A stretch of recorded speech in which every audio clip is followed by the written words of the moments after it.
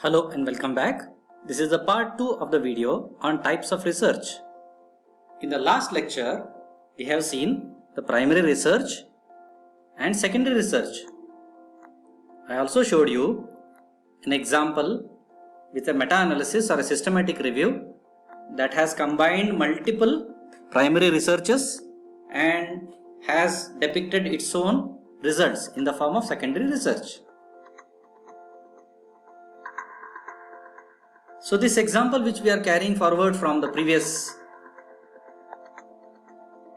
video, this example which you are familiar of already, is this primary research or secondary research?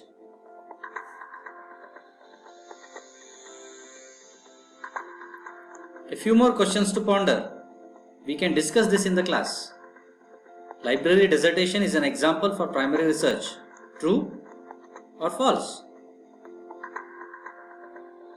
Secondary research is less important compared to primary research. True or false? Repetition of a study to confirm the results by replication. By replication of the first study. This is an example for secondary research. True or false? Systematic review and meta-analysis are types of secondary research. True or false?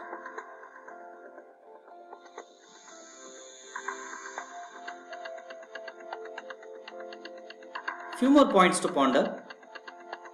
Which section of an article will tell you if it is observational research or experimental research? Remember the 4 sections of an article? I have written there IMRD. Yes, introductions, methods, results, discussion. Introduction also contains the aim of that study.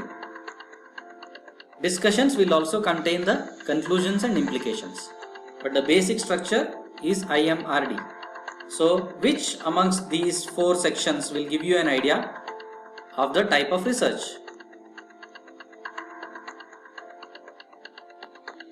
Another point to ponder. What will be the implications for you as a researcher if you have chosen an experimental research?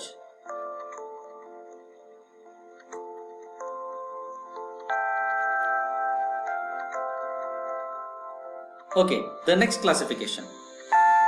Classification of research based on applicability.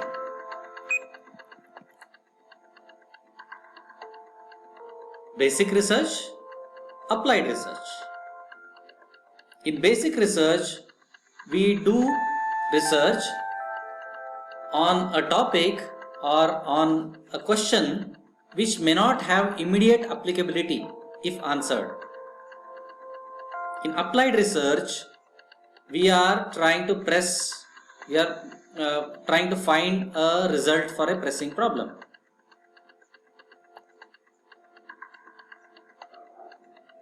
Applied research, finding a solution for an immediate pressing problem. Basic research, also termed as fundamental research, finding information that has broad implications, broad information base, may not have immediate applicability, but probably has applicability in the future. We will see an example. This is from Molecular Oral Microbiology 2012. Sialic acid, periodontal pathogens, and Tinarella forsythia. Stick around and enjoy the feast. Pretty funny title for an article, right? But this is from a standard journal. What was found in this? The investigators found that periodontal bacteria have a range of sialic acid uptake and utilization systems, while others may use sialic acid as a cloaking device on their surface to mimic and host immune recognition. So, sialic acid was being used by periodontal pathogens as a cloaking device. That's what was found in this research. This may not have immediate applicability, but a future research might be done to find out in what way, if required, can we deal with this problem. You may pause the video and see another example for a basic research and then move ahead. Okay, this is an example for applied research. Journal of Dentistry 2012. Adjunctive azithromycin in the treatment of aggressive periodontitis. Microbiological findings of a 12 months randomized clinical trial. What was the conclusion of this trial? Azithromycin is ineffective in lowering the subgingival levels of important periodontal pathogens in young aggressive periodontitis patients compared to placebo. So, since azithromycin was found ineffective in reducing subgingival levels, what was the clinical significance? The researchers say that adjunctive systemic azithromycin provides little additional benefit. That means no benefit compared to placebo. So, when you are prescribing azithromycin at the end of your periodontal therapy for aggressive periodontitis patients, you may think, okay, it may not be so effective, so you may not prescribe it.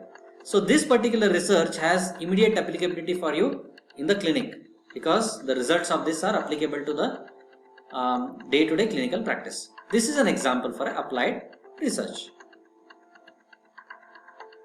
Pause the video and tell me the answer. Is this a basic research or applied research? We will discuss it in the class. We'll move on.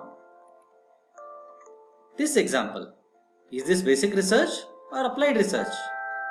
You can pause the video, note your answers. We will discuss in the class.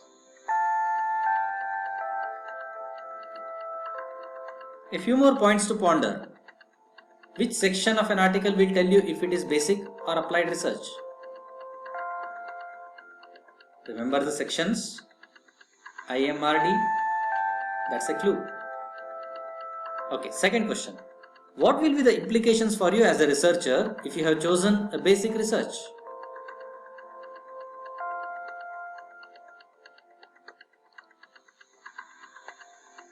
Okay, the next classification. Qualitative research, quantitative research.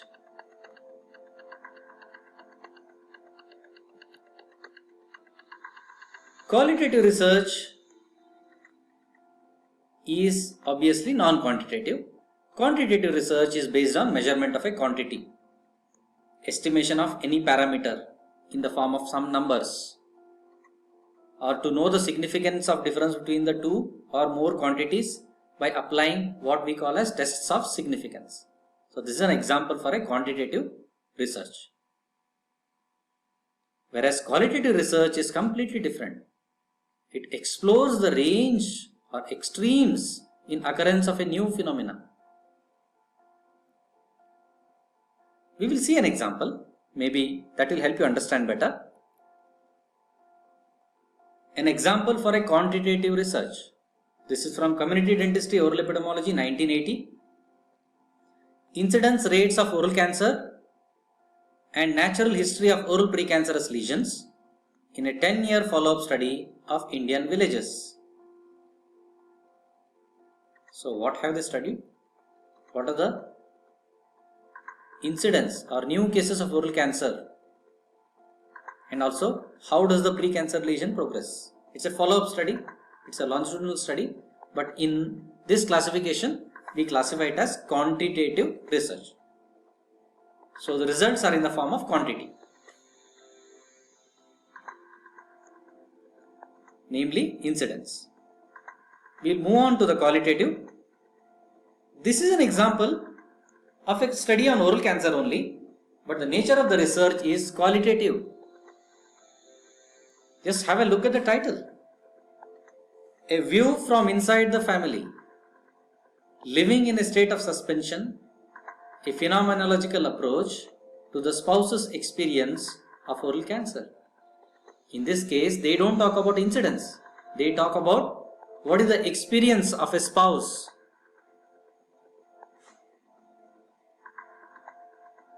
as they go through the process of having cancer, oral cancer. So the spouse is going through the oral cancer. So what happens during diagnosis, What were the feelings and difficulties during treatment planning? What were the difficulties that happened as they got to know that they have to choose one amongst the two treatments? What were the difficulties of the side effects of those treatments? And what did they face when some recurrence occurred? And things like that. So, what were the living experiences of people? This cannot be quantified. This cannot be captured in a quantity. It requires a qualitative research. Just have a look at this, pause the video, read this and tell me. We will discuss in the class. Is this a qualitative research or a quantitative research?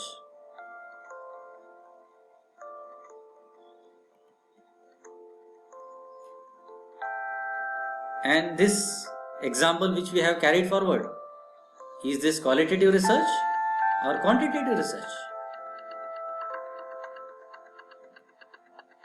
So till now we have seen all the four which are marked in green. We will move ahead with the rest of the three. All of them have been touched upon earlier, but we will elaborate slightly more on conceptual and empirical research.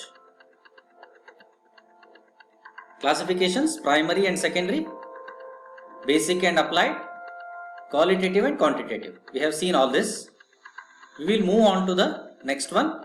Types of research based on role of theory, conceptual research versus empirical research. In a conceptual research, you have a theory. Based on the theory, you explain things and then you predict a natural phenomena. This is an example for a conceptual research. So, it's your thinking or the theory that guides the research. In empirical research, you don't give any theory at the beginning. You simply observe something, a natural phenomena. And then at the end, you might come out with a theory explaining that. Most of the research that we do in dentistry is empirical, though we will see some examples for conceptual research. You can see here, this is a wonderful example for a conceptual research. This is Watson and Crick, Molecular Structure of Nucleic Acids from Nature, 1953. In this, Watson and Crick proposed a double helical structure for DNA. A beautiful article, it's available in internet, where they used a model, a physical model to demonstrate the structure of DNA. Very conceptual. There is no observation here, directly hypothesis. A contrasting example, empirical research.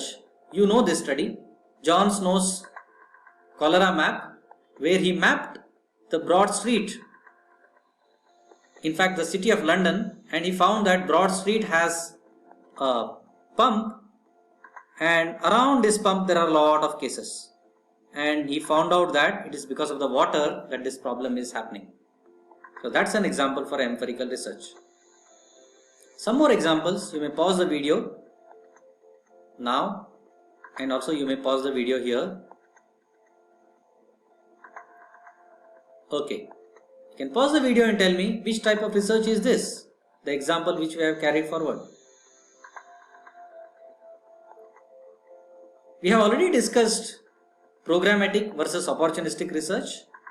Opportunistic research is done by researchers just because some grant is available, whereas programmatic research is done because you want to become known in that particular field and that is of interest to you.